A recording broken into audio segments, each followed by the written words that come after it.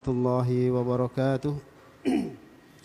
إن الحمد لله نحمده ونستعينه ونستغفره ونعوذ بالله من شرور أنفسنا ومن سيئات أعمالنا من يهده الله فلا مضل له ومن يضلل فلا هادي له أشهد أن لا إله إلا الله وحده لا شريك له وأشهد أن محمدا عبده ورسوله اللهم صل وسلم على نبينا محمد وعلى آله وصحبه ومن والاه. أما بعد, jamaah kajian menjelang berbuka Masjid Pangaran Diponegoro yang dirahmati oleh Allah. Alhamdulillah, marilah senantiasa kita bersyukur kepada Allah Subhanahu wa taala atas segala nikmat yang Allah karuniakan kepada kita. Di antara nikmat yang saat ini kita rasakan yaitu kita masih bisa melaksanakan ibadah puasa di bulan suci Ramadan. Kita masih bisa menghadiri majelis yang mulia ini. Semoga apa yang kita lakukan ini menjadi catatan amal kebaikan bagi kita dan menghadirkan rahmat Allah Subhanahu wa taala bagi kita. Salawat dan salam senantiasa terlimpah kepada junjungan kita Nabi Muhammad sallallahu alaihi wasallam beserta keluarga, sahabat dan pengikut beliau. Semoga kita termasuk di antara umat beliau yang istiqomah mengikuti sunnah-sunnah beliau, berpegang teguh pada ajaran beliau yaitu dinul Islam, dan semoga kelak di yaumil qiyamah kita mendapatkan nikmat dari Allah Subhanahu wa taala, bisa masuk surga bersama-sama dengan beliau.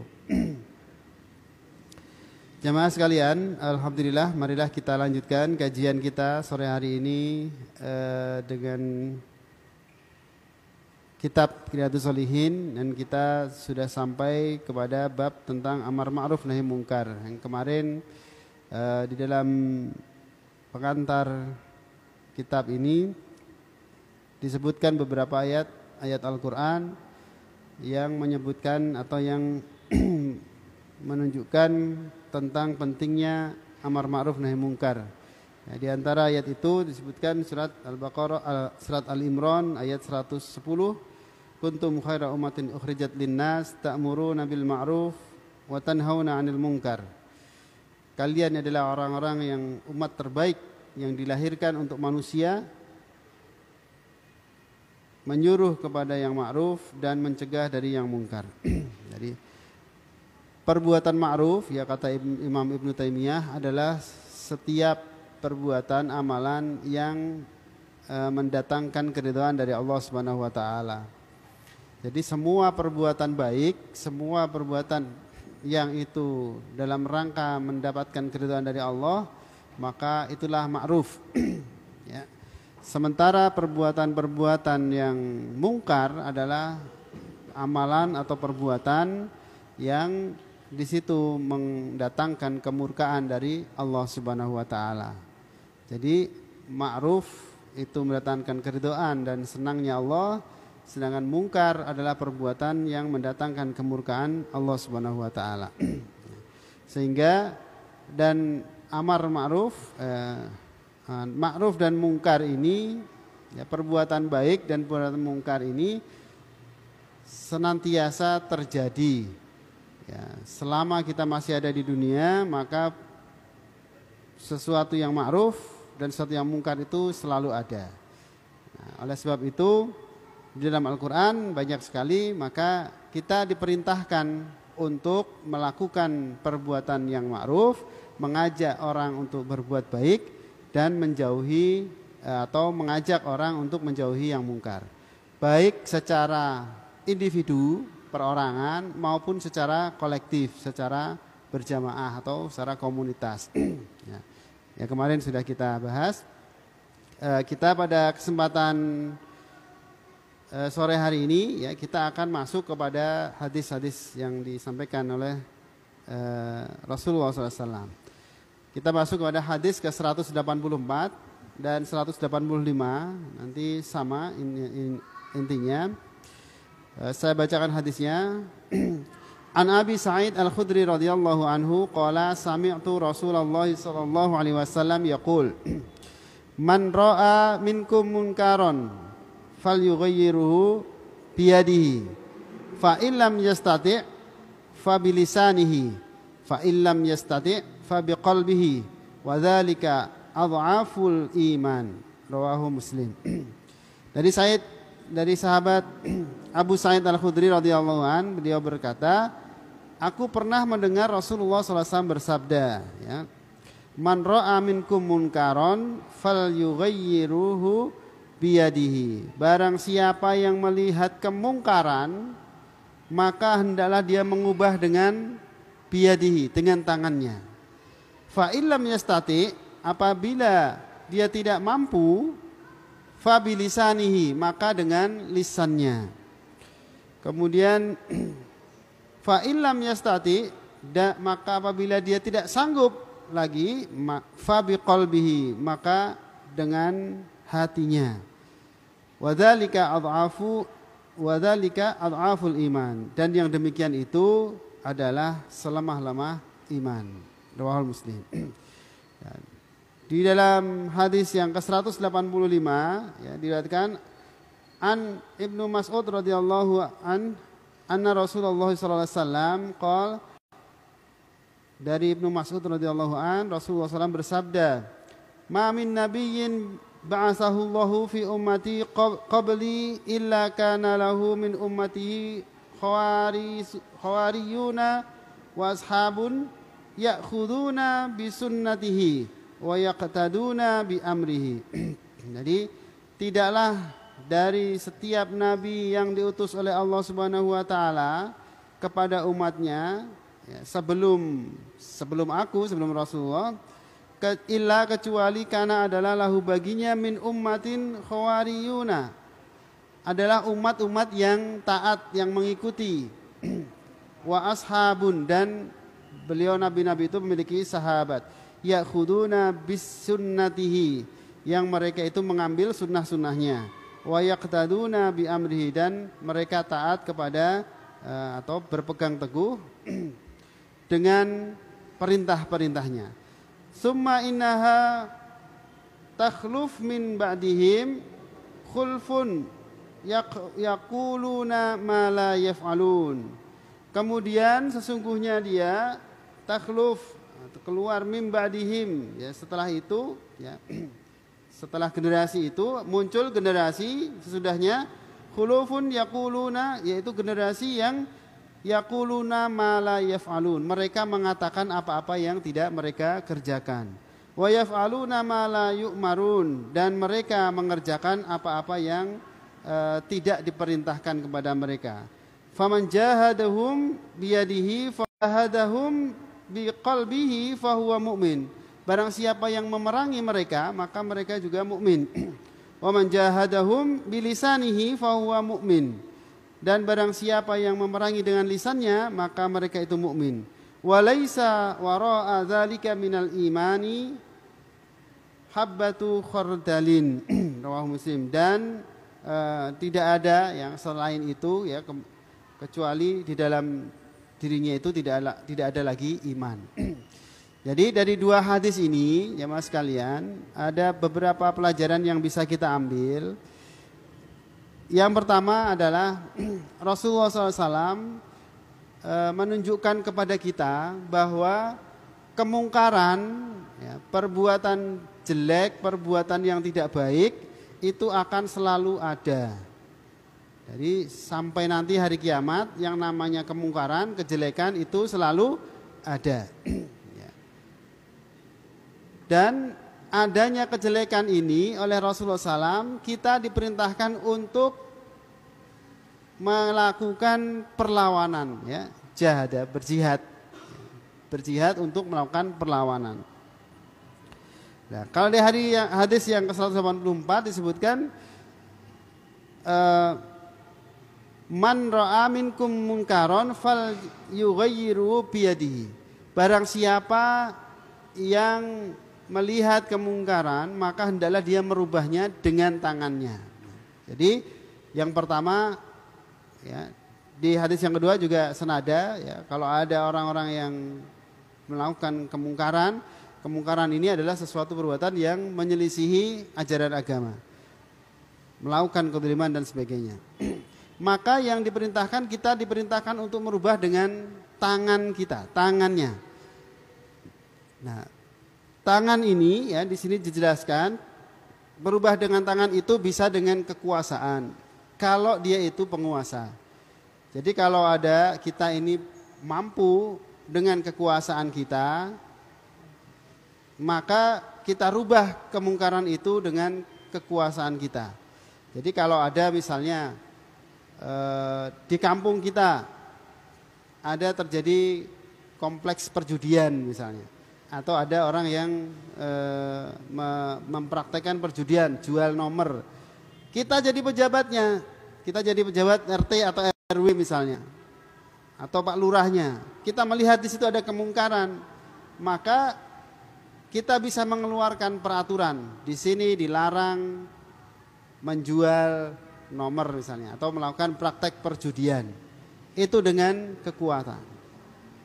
Tetapi ini tidak mungkin terjadi kalau kita ini tidak memiliki iman. Maka itu adalah iman yang sekuat-kuatnya. Mampu dengan kekuasaan itu artinya kita punya kedudukan, punya power, punya kekuasaan, sehingga kita mampu dengan kekuasaan itu untuk mencegah kemungkaran. Nah, kalau kita introspeksi atau melihat situasi hari ini, justru sebaliknya, kemungkaran di mana-mana dibiarkan. Mana yang baik di penjara misalnya atau ditangkap. Nah, ini kebalikan. Maka kita harus minimal melakukan perlawanan. Ya, kalau enggak mampu, maka kemudian fa'ilam ini yang pertama tadi ya, dengan kekuasaan. Kemudian yang kedua dengan harta. Ya, jadi ada kalanya mungkin kita tidak memiliki jabatan, ya, tetapi kita memiliki harta yang banyak, ya. Atau kita mampu menghimpun harta yang banyak. Maka kemudian dengan harta kita bisa merubah. Jadi yang namanya tangan itu ya bisa dengan kekuasaan, bisa dengan harta. Dan bisa perorangan dan bisa dengan kolektif. Jadi kalau kekuasaan itu kolektif, jadi tidak mungkin hanya pemimpinnya saja, tapi beserta aparatnya. Ya, maka kalau pemimpin yang baik, ya, yang adil, itu dia berkuasa, yang berlaku pasti hukum-hukum yang baik. Kalau dia dan aparatnya adalah orang baik. Tapi kalau pemimpin itu jelek, maka dia dan aparatnya itu terjadi mendukung kejelekan. Ya, ini sunatullahnya demikian. Nah, maka kembali yang kedua adalah dengan harta. Nah, jadi kalau ada kita mampu dengan harta kita, misalnya kita melihat ada kemungkaran, kemudian kita punya harta, kita bisa nyuruh orang itu kemungkaran bubarkan misalnya. Kita keluarkan harta kita. Atau ya kalau secara kolektif misalnya, ini saya punya data Bapak Ibu sekalian, ya, contoh nih data, saya dapat data dari Lazismu, ya. Di Lazismu ini menampilkan data tentang beras zakat, ya. Jadi penduduk Indonesia ini 250 juta lebih, hampir 270, ya, taruhlah yang muslim, ya, yang muslim itu jumlahnya 200 juta misalnya. Setiap orang punya kewajiban 2,5 kilo beras misalnya, ya. Ini dipukul rata-rata aja. Jadi data ini. Nah, ternyata kalau 2,5 kilogram beras kali 200 juta itu jatuhnya 500.000 ton. Nah, 500.000 ton ini, ya, kata Lazismu, kalau itu dibelikan dari petani, maka itu akan menghidupkan petani. Ya, karena 500.000 ton itu bisa dihasilkan dari 10.000 hektar sawah dan melibatkan 50.000 kakak. Jadi kalau kita tiap tahun membayar zakat fitrah, gitu ya, zakat fitrah ini kita bayar, maka petani itu sejahtera, ya, karena kita beli beras dari petani, ya, dari sawahnya 100.000 hektar, kemudian petaninya 50.000 kakak, jadi petani kita akan makmur, jadi pertanian jalan terus.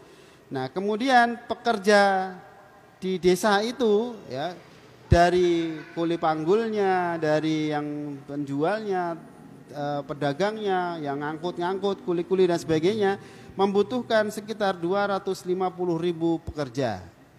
Jadi ngurus zakat fitrah saja Ramadan nanti itu akan mengaktifkan perekonomian umat. Ini kata Lazismu. Ini datanya dari Lazismu.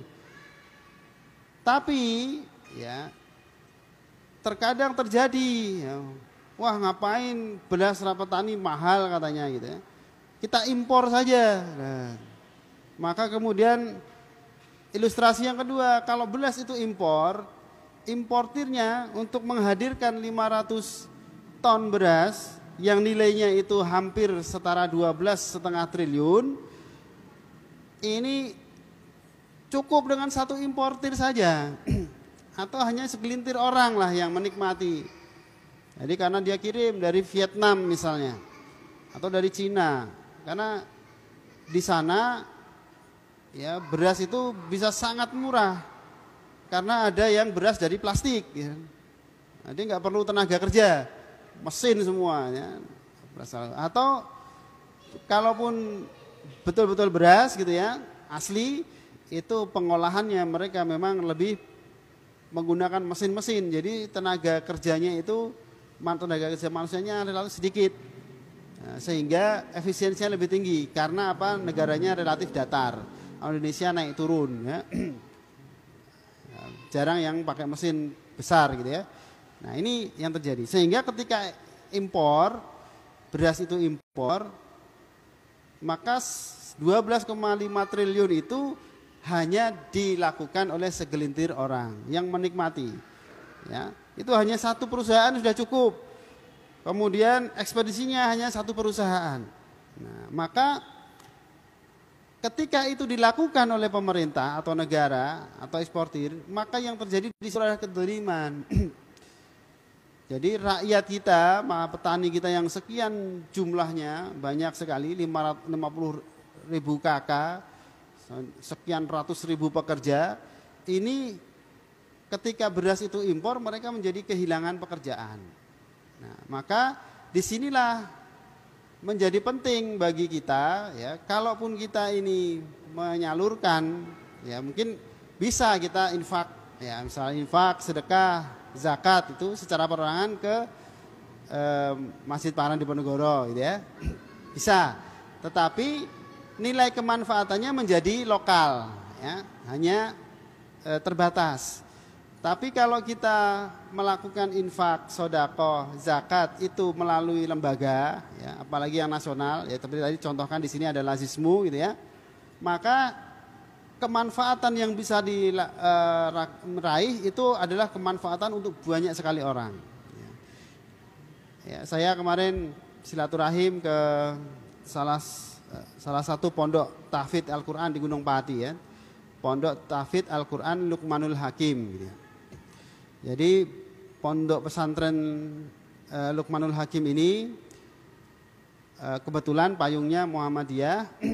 Kemudian beliau ya membangun pondok pesantrennya itu senilai 2,5 miliar. 2,5 miliar ini ya, terkumpul dalam waktu sekitar 2 tahun. Itu karena pakai payung nasional dari payung Muhammadiyah melalui Lazismu. Jadi donatur orang wakaf masuk melalui Lazismu, dan itu bukan Lazismu hanya orang Gunung Pati saja, tapi seluruh Indonesia. Jadi wakaf mereka, seluruh Indonesia wakaf oleh Lazismu disalurkan untuk pondok pesantren Tahfidzul Quran itu. Bangun 2,5 miliar, 2 tahun selesai. Bagus. Jadi ini sebagai contoh kemanfaatannya ya, orang seluruh Indonesia uangnya terkumpul banyak, sehingga ketika ditasarufkan ini menjadi maksimal, bagus. Tapi kalau kita mau bangun sendiri, coba perorangan nilai 2,5 miliar itu menjadi sangat berat. Nah, ini gambarannya. Maka amar ma'ruf nahi mungkar ini ya, kalau dilakukan sendiri-sendiri itu menjadi terasa berat. Tapi kalau dilakukan secara bersama-sama, berjamaah, maka menjadi ringan. Sama dengan misalnya takjil di sini. Takjil di sini setiap hari menyediakan 200 pack gitu ya misalnya. 200 pack itu kalau wah itu Pak Tri nyumbang sendirian gitu ya. Jadi mahal, jadi berat. Nah, sendiri kalau satu packnya misalnya 15 sampai 20 ribu misalnya menjadi mahal kali 200. Tapi karena di sini dijadwal ada 8 sampai 10 orang ya maka itu menjadi ringan. Nah, ini amar ma'ruf nahi munkar. Sama ya tadi ketika kita mau infak, sodako, kalau kita lokal nilai kemanfaatannya terbatas. Tapi begitu kita salurkan dengan yang lembaga nasional misalnya, contoh tadi misalnya Lazismu kita infak ke sana, maka kemanfaatannya menjadi nasional. Jadi bisa saja atau beberapa waktu yang lalu misalnya terjadi musibah misalnya di Palu dulu gempa, terus di NTT banjir bandang. Nah kalau kita mengumpulkan dana itu, misalnya Masjid Pananduan mengumpulkan misalnya, terkumpul paling hanya taruhlah bisa terkumpul 20 juta. Kalau kita salurkan sendiri ke sana, maka biaya operasionalnya menjadi tinggi. Tapi kalau 20 juta itu kemudian kita titipkan misalnya ke Lazismu, maka dikumpulkan secara nasional, ya mungkin nilainya menjadi miliaran. Dan miliaran itu ketika biaya operasionalnya ini relatif lebih sedikit. Nah ini gambaran. Jadi ketika kita berdakwah secara kolektif, maka tadi baik dari kekuatan, dari tangan kita, ya dari kekuasaan maupun dari sisi harta itu akan lebih mudah, lebih ringan ya daripada kalau kita melakukannya sendiri. Ya. Sama saya yakin kalau misalnya kita sholat tarawih gitu ya. Sholat tarawih ketika kita lakukan berjamaah itu rasanya ringan, enak gitu ya. Apalagi jadi makmum tinggal diem aja ya, tinggal mendengarkan imam, mengikuti gerakan imam, selesai. Tapi coba kalau kita sholat tarawih, sholat malam sendiri di rumah menjadi terasa berat. Nah jadi ini begitu kebaikan kalau kita lakukan secara berjamaah bareng-bareng itu akan terasa ringan. Tapi kalau dilakukan secara sendiri menjadi berat. Nah ini data ya.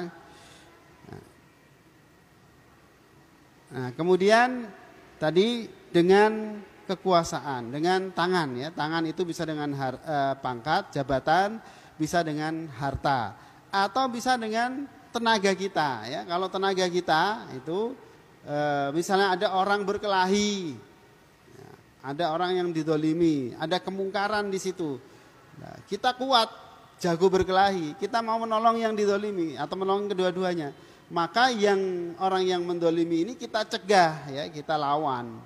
Nah itu dengan tenaga kita, memang dengan tangan kita ya, dengan fisik kita. Jadi itu bisa dilakukan. Atau kalau secara kolektif ya kita sering mendengar ada misalnya Ramadan jual makanan siang hari atau sekelompok orang minum minuman keras ya di kampung ya, kemudian mesahkan.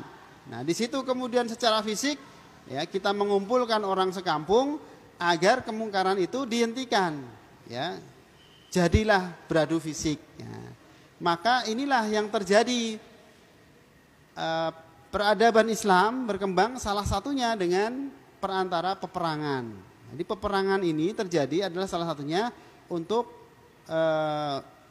mencegah pada kemungkaran yang disebutkan di hadis yang ke-180 tadi, bahwa setiap nabi itu pasti memiliki pengikut setia dan sahabat-sahabat. Dan mereka itu setelah itu muncul orang-orang yang mengingkari. Jadi mereka itu mengatakan yang tidak mereka kerjakan dan mengerjakan apa-apa yang tidak diperintahkan. Maka tugas kita memerangi mereka. Jadi maka kalau kita lihat di dalam sirah nabawiyah atau sirah sahabat, banyak sahabat-sahabat yang ketika Rasulullah SAW meninggal dunia atau setelah Rasulullah meninggal, sahabat-sahabat ini memerangi orang-orang yang murtad misalnya. Abu Bakar As-Siddiq memerangi orang-orang yang tidak mau membayar zakat, memerangi nabi-nabi palsu. Ya. Ini diperangi karena apa? Mungkar. Nah inilah memerangi kemungkaran dengan tangan, ya. Jadi kalau tadi dengan kekuasaan, dengan harta, sekarang dengan tenaga. Tenaga inilah dengan secara fisik. Ya. Nah ini yang harus kalau kita mampu, ya, kalau kita mampu. Kemudian yang kedua, fa'ilam yastati fabilisanihi.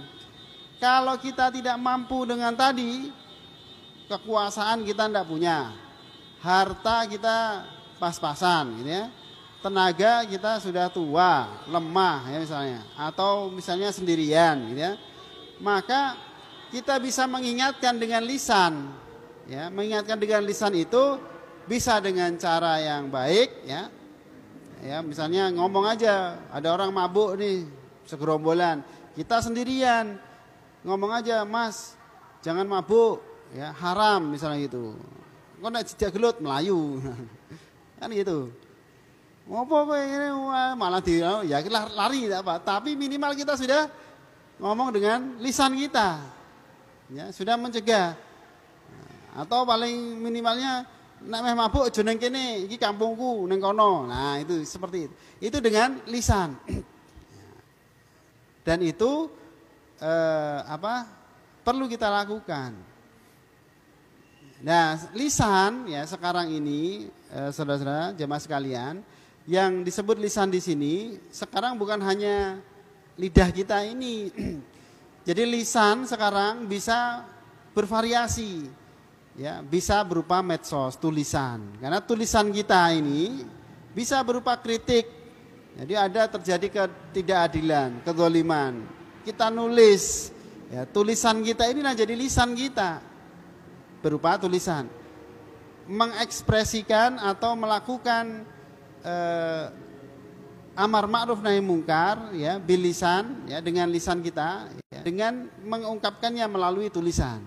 Maka menasehati siapa saja dalam bentuk tulisan di media sosial itu pun bernilai bahwa kita menunjukkan bahwa kita termasuk tadi orang-orang yang beriman, yang mencegah kemungkaran dengan lisan kita, tulisan kita, dengan ilmu kita, ya. Karena kemungkaran, kezaliman dan perbuatan-perbuatan yang tidak baik, mungkar itu bisa saja terjadi, ya, karena kebodohan, ya, karena memang sengaja zalim, maka disitulah lisan kita, tulisan kita menjadi kita jadikan sebagai sarana bagi kita untuk mengingatkan, ya, mengingatkan siapa saja yang zalim. Nah, ini lisan. Jadi lisan tidak harus berucap, ya, tapi bisa saja bikin meme misalnya. Itu sudah termasuk, ya, kritik, ya, termasuk dalam hal mencegah kemungkaran, karena terbukti, ya, kalau saat ini, ya, dengan zaman sekarang ini, ya, sekarang kita kasus misalnya dulu yang terakhir ini juga ada yang mengaku sebagai nabi ke-26 misalnya, ya. Ini zaman akhir betul-betul. Nanti zaman akhir itu akan banyak orang bermunculan, orang-orang yang mengaku-ngaku sebagai nabi. Ini terbukti. Jadi apa yang disampaikan Rasulullah SAW, ya, sekian ribu tahun yang lalu, ya, ratusan tahun yang lalu, hari ini terbukti dan muncul orang-orang ini baru satu dua. Dulu ada Lia Eden ngaku sebagai nabi, terus ini baru namanya Semprul itu ngaku-ngaku sebagai nabi, ya.